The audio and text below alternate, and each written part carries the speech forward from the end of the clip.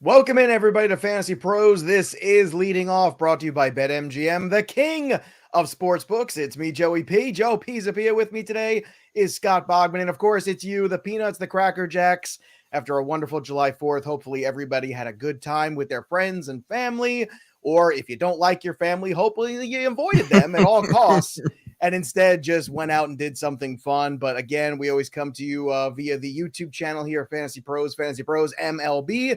Make sure you subscribe. We got our videos back too. I know it was sad. I was on vacation for a week. We missed a couple things. Don't worry. We're back on track now. The videos will be back. Don't worry. We got the waiver wire pickups. We got all the guys to add and drop, and of course, all the trades to make. And Scott Bogman, I wouldn't trade you for anyone.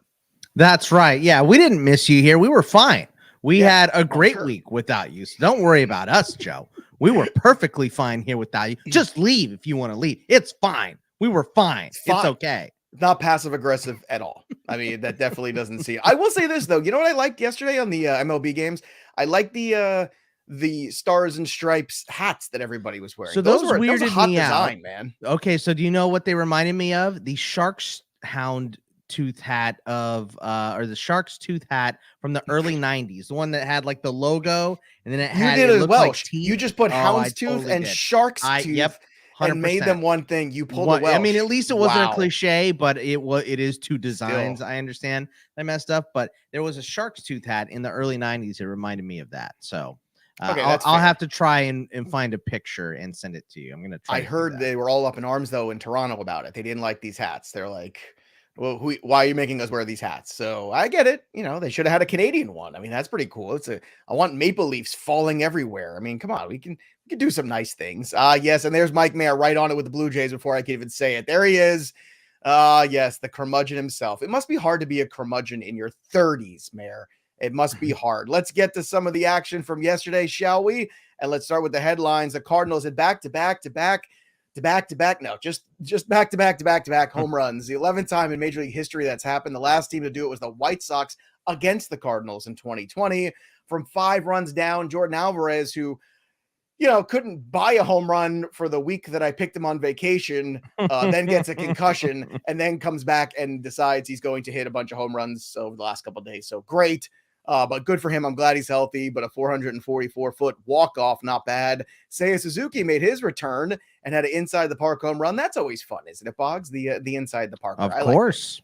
Little League homers are fun, man. They're fun to watch. It's fun to see somebody screw it up in the outfield, which is typically what happens on an inside the parker, and then just the panic in their face. That's a lot of fun to see. I feel like it's deflating for everybody at once. It's deflating for the entire defense. Like everyone's out there at one time.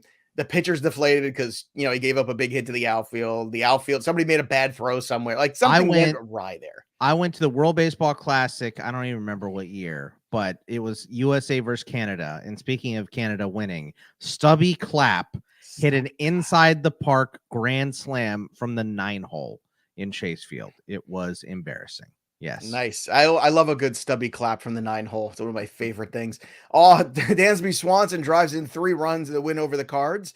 We also had Byron Buxton homering and being part of a very fun triple play where the White Sox just kind of lost their mind on the base pass. I had no idea what was going on. Like as if they thought that Byron Buxton couldn't get to that ball. Like, do you not watch Byron Buxton play center field? Like you got to kind of respect the dude a little bit more. But the best was, I don't know if, did you catch someone the had look them on in MLB The face? Show. That's I guess. But did you catch the look on LaRussa's face when Buxton caught the ball and then the whole thing happened? I thought he was sleeping. No, he was awake. He was somebody they might have just woken him up. That was the same look on his face. That's just right afterwards. So that was pretty spectacular.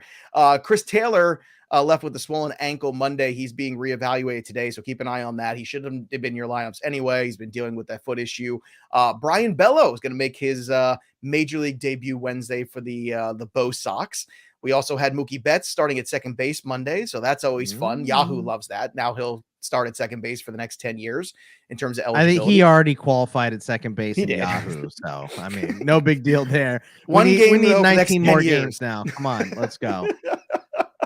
Chris Bassett and the COVID-19 is going to be a long shot to pitch for this Thursday. So again, manage your rotations accordingly. And Jesse Winker starts a 6-game suspension for what was a fight that happened when I was on vacation, but that was one of the better fights. You know me. That was a I good hate fight, the fake man. tough guys. I hate the fake tough guys. If you're going to go out there, you want to throw hands, throw hands. Don't be a wuss. Hey, man, Anthony Don't pretend. Rendon was ready to throw hands with one out there. I So know. we like that, you know. But yeah, that was a crazy, fun, intense fight. And lots of suspensions. And they're, you know, Winker's serving it now. It makes sense. So yeah, I saw that. Yeah, this is a good one. And it's so nice to see all the peanuts and Cracker Jacks. I say J Full Metal K is back. I'm glad he's feeling better and hanging out with us today. And yeah, we encourage you guys to watch the show, be part of it live. We're here every day at noon. We're going to be here all season long. You know, when everybody else just stops MLB coverage, Fantasy Pros is not going to leave you hanging here. We're going all the way through to September like last year because, you know, we recognize that this is important to you guys. It's what you want. You're here for it. So why are we going to stop doing it? Now, I might stop doing it because, you know, they tell me that there's only so many hours that I can be seen or heard, which is probably a good thing for the general You're one of the public. few people that does more podcasts than I do. One of the very few. Yeah, and very few. You and I are up there. There were weeks where I would do, you're like, how many shows you do? 24. How many did you do? 27. Yeah. Yep. All right, let's get to the injuries. There's a lot of them. Tyler O'Neill, hamstring, is coming back from his injury. Had 2 hits in AAA. Kenley Jansen is expected to be back on the 12th, so at least we have a target date. So that's important. Wilson Contreras left the game with a tight hammy. This is not good, though. You don't want any injury issues here. If you're indeed fielding any offers in the next month here for Contreras, this is an important one. So monitor that one. I don't think it's going to change anything. Scott Service, though, was optimistic that Ty France will be back this week. So that's a plus. Kevin Gossman still a little iffy with that ankle for his next start. Kimbrel expect to be back in a day or two. And the White Sox activated Liam Hendricks yesterday too. So that is also good news for the White Sox. Speaking of the White Sox, Boggs, let me ask you this question. Do you think, now that we have passed the halfway point in the season officially, that the White Sox have a run in them because nothing's really quite gone right for an extended period for them? Is this the team that's laying in the weeds, not just from a wagering standpoint, but also from a fantasy standpoint? If they get healthy and finally get hot, are the White Sox a team to start investing in here in the second half? 100%. I mean, you know, I believe the White Sox had the best odds to make it to the World Series in the AL going into the season. I think they were just like a little bit better than the Blue Jays is what it was. And they're 5.5 games back. They're 2 games below 500 right now. And the teams in front of them are the Guardians and the Twins. This is very doable. This isn't like, you know, being behind the Astros in the West where they're 13.5 games up. But that's doable too. But 5.5 games, I mean, that's, you know, a good week. That could absolutely happen very quickly. Yeah, I kind of agree with you. I mean, it was encouraging to see Giolito have a good week because he's been dreadful for the last month. And so much so that I started to, some guys I don't lose faith in. Like, I don't care. I'm just going to leave him in my lineup.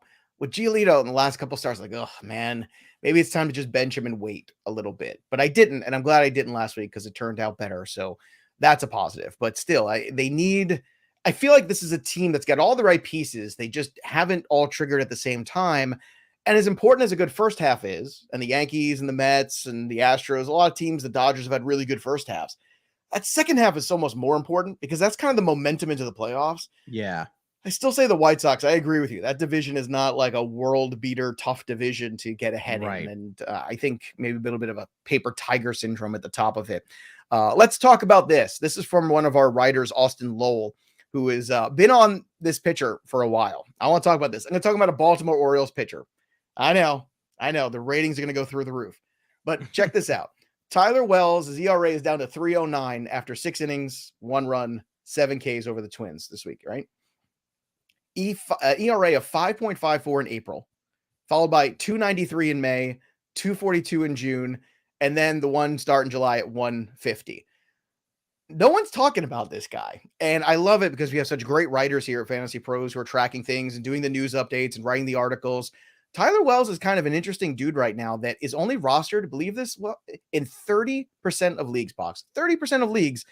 Are you somebody that would pick up Austin Lowell? I mean, even just make him Austin, like Tyler Wells. I would pick up Austin Lowell. I'd pick up Austin Lowell for sure. Add that guy immediately. Yeah. He's available in every league. I'm sorry. Would you add Tyler Wells, even though he's an Oriole, based on the ERA numbers and what he could possibly help you in peripherals. Look, but see, here's the deal. Anytime you add a guy like this, if he starts giving up a bunch of runs against, you just dump him. This is a practice guy. It's fine. This is a guy at the end of your bench.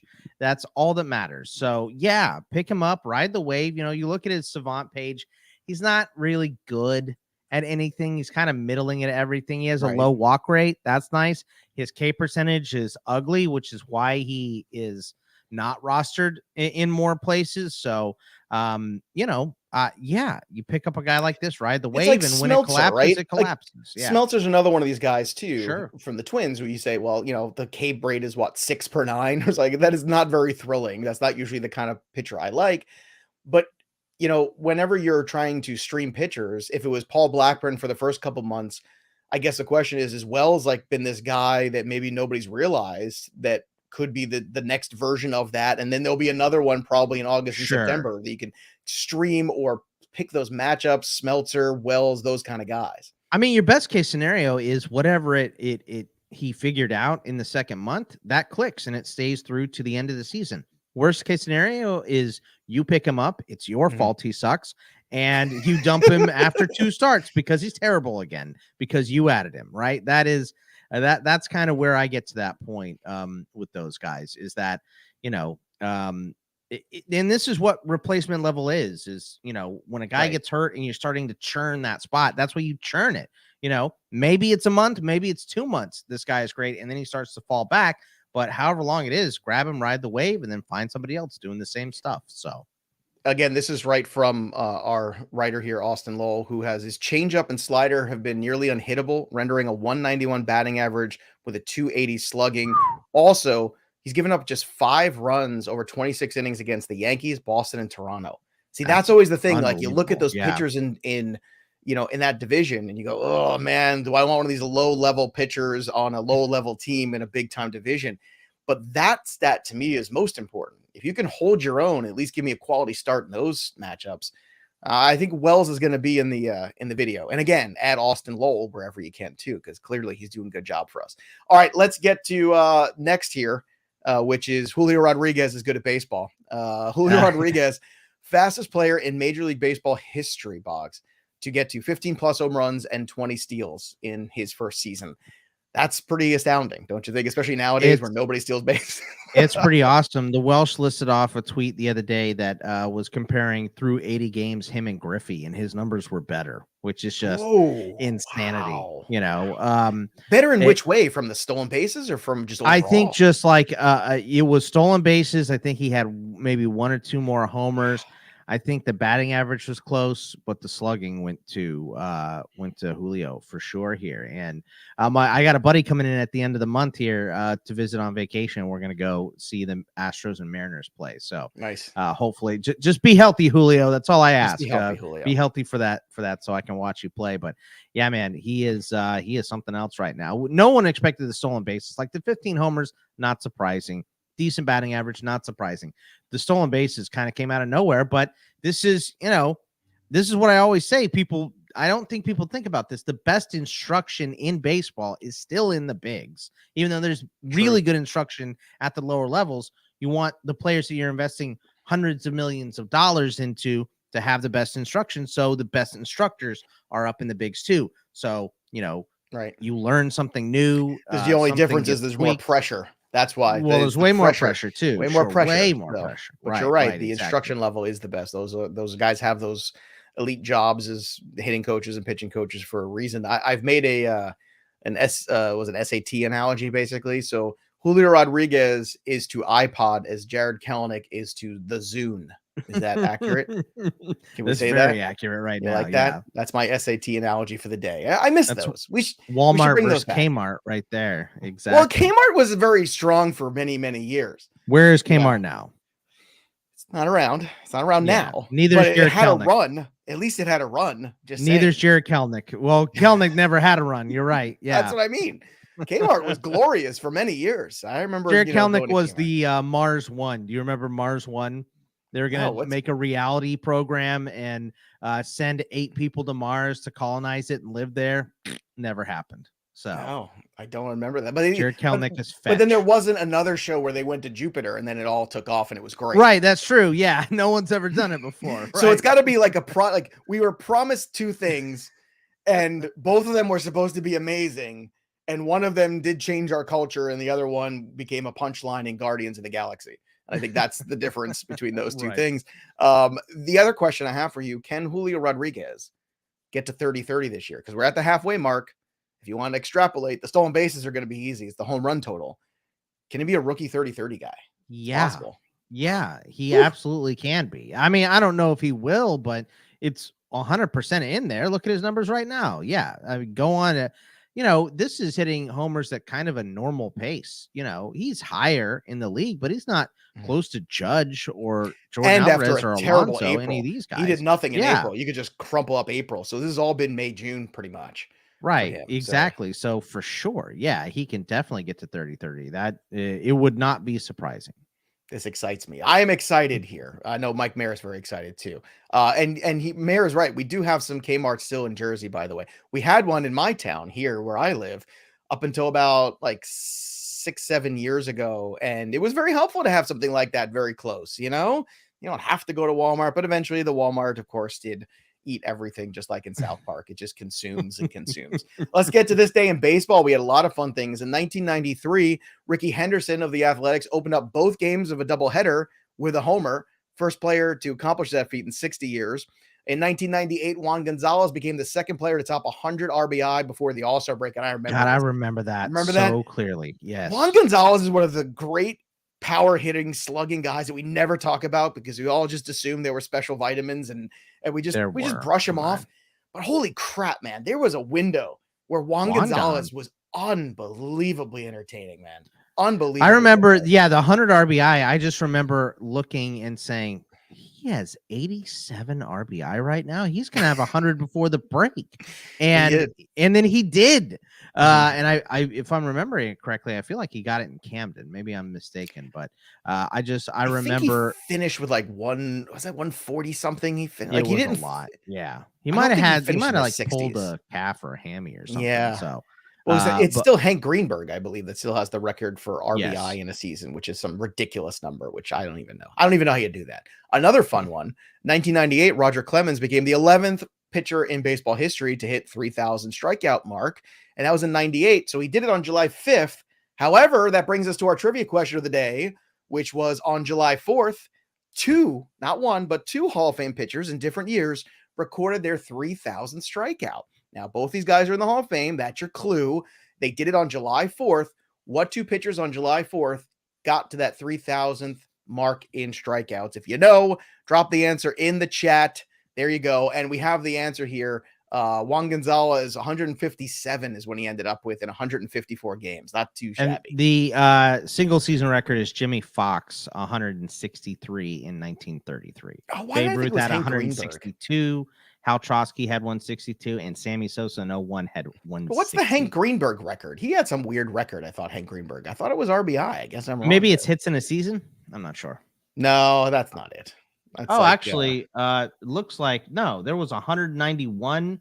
I don't know. I typed in single season. And it came up with these 160. It's Hank Greenberg, 191. That's it. Hack Wilson was 191. Okay, Gehrig was 85, had 185, and Greenberg had 184. 184. Maybe it but was those were in 1930, 1931. When does isn't there like some type of record, some line? I guess, but here's the most amazing thing. You're talking about guys in the 180s and 154 games. That's pretty wild. That's nuts. That was before they beat 162. Roy Halladay is not the answer, by the way, we're looking for. The Hall of Fame pitchers who hit their 3,000 strikeout mark on July 4th will come back. Was Randy one of those guys? Randy was not one of those guys. They're a little bit older, and I will say this, both guys pitched for a very long time. Both went into their 40s. That's my other clue I'll give you. Bonus trivia, Billy Hamilton laid down the Marlins' first sacrifice bunt of the season Monday. There were two teams still without a sacrifice bunt this season. Both are in the National League. No one's going to name them, I don't think. But this is just hilarious. So the Atlanta Braves and the San Francisco Giants have not. It's so funny that as soon as the DH goes to the NL, these teams give up bunting. You know, I Nobody can't bunts. believe they're both in the NL, because my initial guess on that was the Tigers, just because AJ Hinch is terrible and they've scored the fewest runs, and the Yankees because they just don't need to sacrifice bunts. They just hit dingers. So doesn't matter. Nolan Ryan is indeed one of the answers. Oh, Andrew, perfect. Nolan Ryan throws in 3,000 strikeouts on the 4th of July. Almost too perfect. That's right. But he did it because he's Nolan Ryan. Now, that's one of them. Can you name the other? No, it's not Maddox. No, it's not Bob Gibson. So it's a guy who didn't. If you think of Nolan Ryan on one end of the spectrum, this other pitcher, definitely on the other end of the spectrum, but still very effective. He did it in 1984. That's my last. Look at that. Somebody got it. Somebody got it. Phil Necro. There it is. DeHood got it. Very nice. Phil Necro. Well done. July 4th, 3,000 strikeout. That's fun. All right, let's get to the stat heroes from yesterday. Christian Javier, 14 strikeouts. Remember at the beginning of the year when Christian Javier was my favorite pitcher? Yep. Well, he's been good. You know, he has more strikeouts than Justin Verlander, but he's got less innings pitched this year. Did you know that? That's crazy. It is crazy, and it's true. Framber Valdez, 6 innings, 2 earned, 13 strikeouts for him. Robbie Ray, 12 strikeouts. My favorite buy low from about a month ago. I hope you watched that video and listened. Blake Snell, 12 strike. A lot of huge strikeout games. I don't know what everybody was hung. This weekend was crazy. Yeah, the weekend was crazy. It's like everyone's like, nope, screw contact. Just not a fan. Not a fan. Spencer Strider threw a ball 172 miles an hour. He had 11 strikeouts as well. Shane McClanahan, 10 Ks of his own. Charlie Morton had 10 Ks. George Kirby had 9 Ks. Clayton Kershaw had 8 Ks. Wow. Unbelievable in these games. And all collectively, they gave up like negative earned runs, this crew. Hitters, Nolan Arenado, 9 for 17 over the holiday weekend with 3 dingers. CJ Cron got up to 20. He's at 3 homers. 9 ribbies. Eduardo Escobar was red hot for the Mets, 3 homers, 5 for 16. Vladdy, 318 with a dinger. Dansby Swanson, 500. He's been on a tear recently. Stop. Altuve had a home run, 8 for 17. Whit Merrifield, hooray, 3 steals, Thank 6 God. for 14. Last week we talked about it. Whit Merrifield is in the top 10 lowest OPS for everyday players. That makes my heart like just sad. Yeah. I don't like this. I like this weekend though. This is the part of him turning it around, I think. So let's hope Let's go, cool Whit. Come on. Cool Whit. The big second half, baby. Ronald Acuna, 3 steals of his own. Boy, oh boy, you know, all those people who I'd love to see all of those just, you know, those vanilla fantasy baseball analyst people out there who wrote miles and miles of pages about Ronald Acuna had a knee injury. Don't expect him to steal bases. Blah, blah, blah, blah, blah. Like, you know, that was probably every single person. I mean, but that's the logic. He has a knee injury. So why would they run him? Yeah. You know, I kind of had that thought he's process young. too. That's why, because he's that's young. True. That is young very true. But But old Fart. Mike Trout steal 2 bases his first game back off the He did. List. He stole and like after 4 that, I was like, okay, I think it's gonna be fine. It'll be fine. You know. But it was like the year that I remember Cam Newton got hurt one year. And everyone's like, well, don't expect him to run anymore. And then he ran for 800 yards the next year. It's like, stop. When they're young, they don't care. You can't change the player when they're young. When they get to the 30s, then you can go, listen, buddy, you got to back off a little bit. Yeah. I mean, and the other thing is, this is also a lesson about this ACL injury in baseball too, as opposed to, you know, like ACL injuries 10 years ago, very different than now. Royce Lewis, right? That was ACL tear, I believe. Yeah. In dynasty leagues, I'd be buying that guy everywhere. I feel like he is a piece that's going to end up somewhere else on another team, and the ACL injury should not scare anybody off. That's just my feeling. I'm curious what your thoughts are. Not a lot of injuries that should scare you off. I think shoulder for a pitcher, forearm, elbow for a pitcher. Other than that, I mean, there's not that many Achilles injuries in baseball. Backs always scare me with hitters.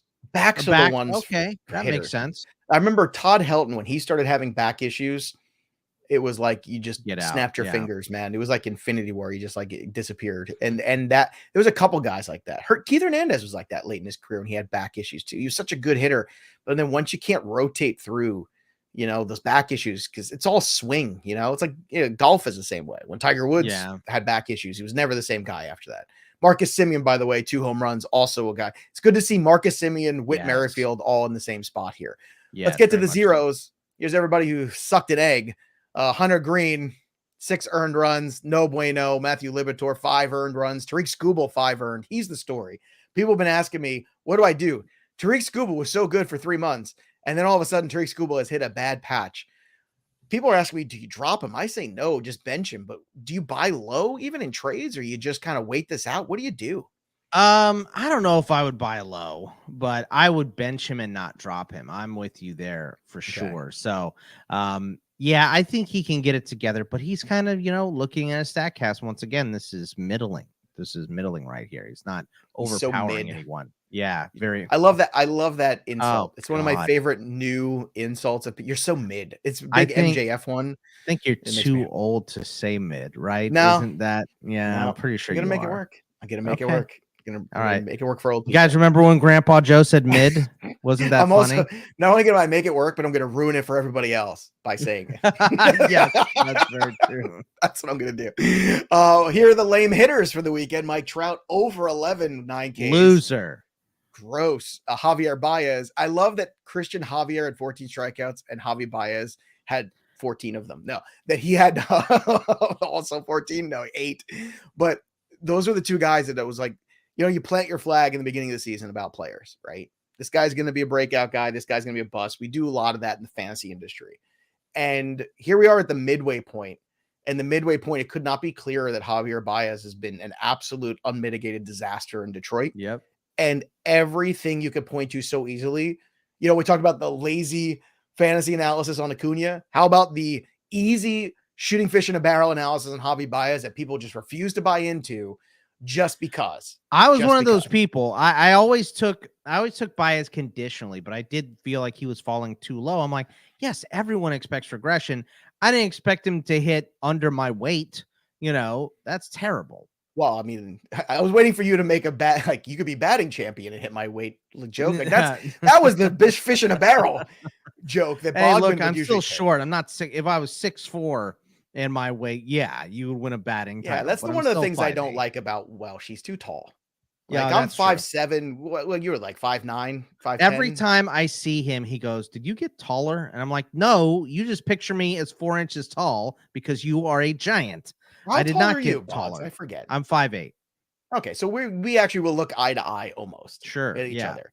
Well, like it hurts my neck when I got to look at him in person. Yeah, you got to get up on a stool. No good. No bueno. Jose Ramirez with a bad week, which is very odd for him, so I wouldn't worry. This is your buy low window on Jose Ramirez. Good luck. It's not going to last more than this. Tim Anderson, Teoscar Hernandez, both 7Ks, had bad weekends. Max Muncy, 1 for 10. That again, he'll go again with the bottom half of the Dodger lineup. Chris Taylor hurt. Max Muncy struggling. Very frustrating. Luis Robert, 2 for 18 with 4Ks, and Tommy Edman, 4Ks, 3 for 17. Mike Mayer, ladies and gentlemen, picked up 6 home runs this week. I know. This is crazy. I mean, this is a lot to take in, but let's go to the home run board here. So Mike Mayer is up to 26. So that's did it, everybody. Joey's not on here anymore. We did it. I hope you're happy with yourself. You were on like the whole week last week. It was so annoying. I was like, didn't we get Joe off of this? And no, not yet. But you're not there now. So it's great work, everybody.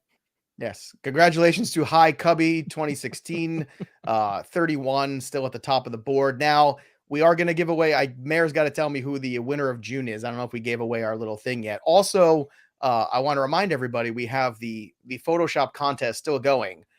I have my personal favorites of the Joe with hair, but if you've got more you'd like to submit this week. Coolio was my favorite. Coolio was good. So I actually have a real life one of the Coolio that exists in real life when I had hair. Please, Joe. I let some people do that to me. How much? And I had how much for did he live in? How much?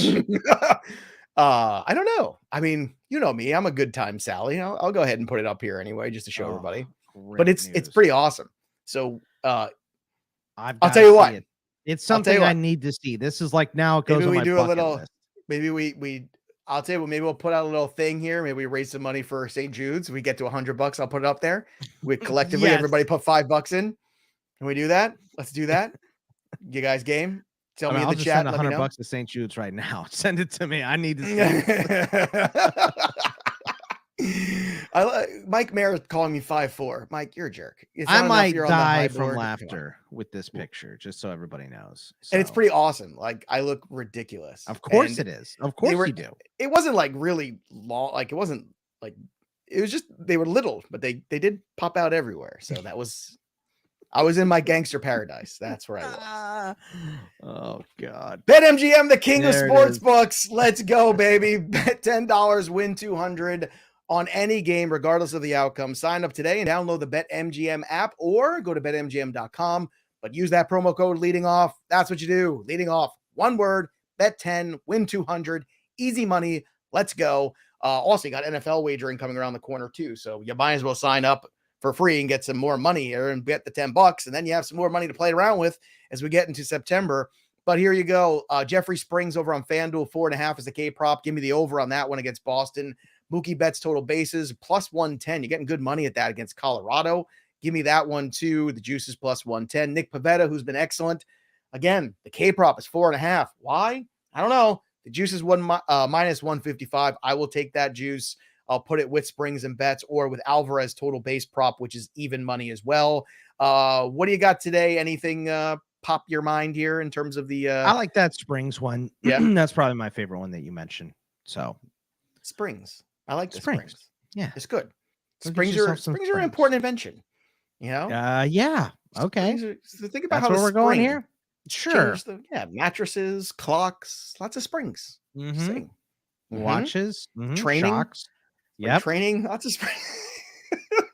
Where All right. are we? I don't know, man. This is what happens when you've been gone too long and then you're starting to get back in this. You know what that's like. And then the mountain is ahead of you of all the things you got to do this week now because you decided to take a couple days off. But instead you watch a documentary on the importance of springs. That's right. So, right. Yeah. No, I'm with you. I understand. I have ADHD brain for sure. The importance of springs on Netflix this fall.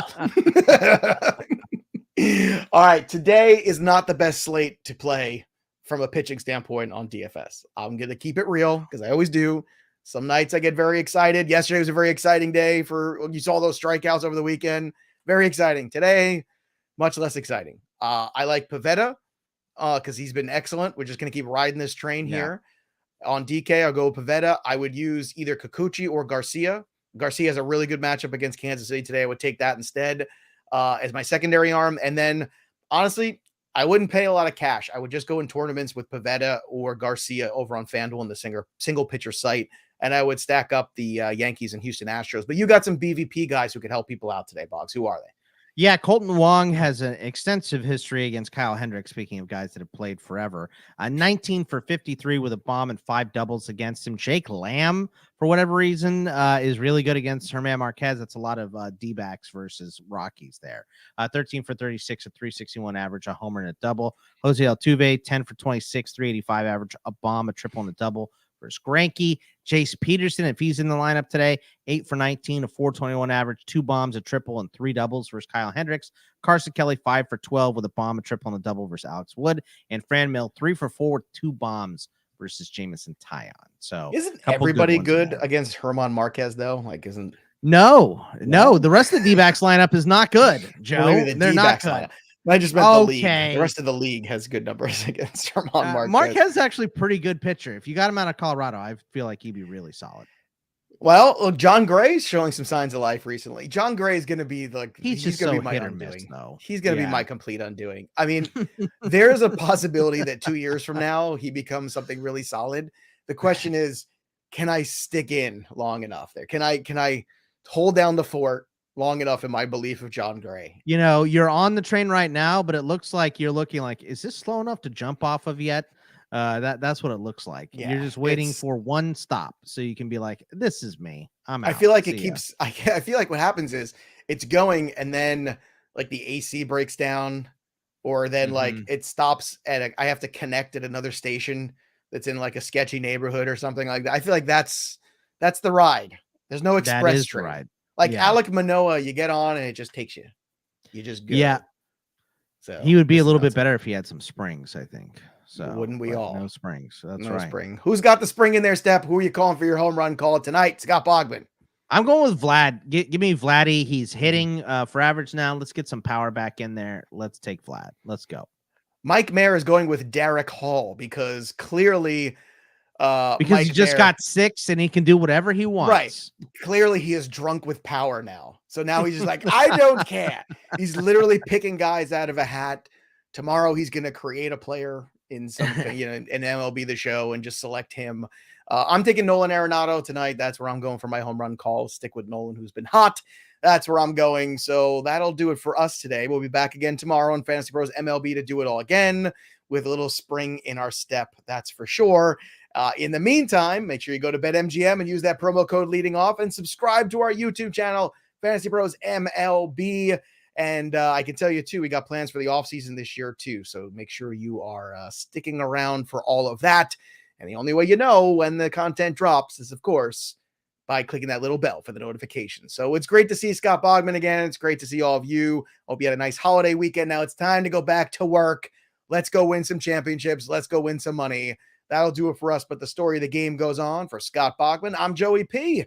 We'll see you next time, kids. Springs.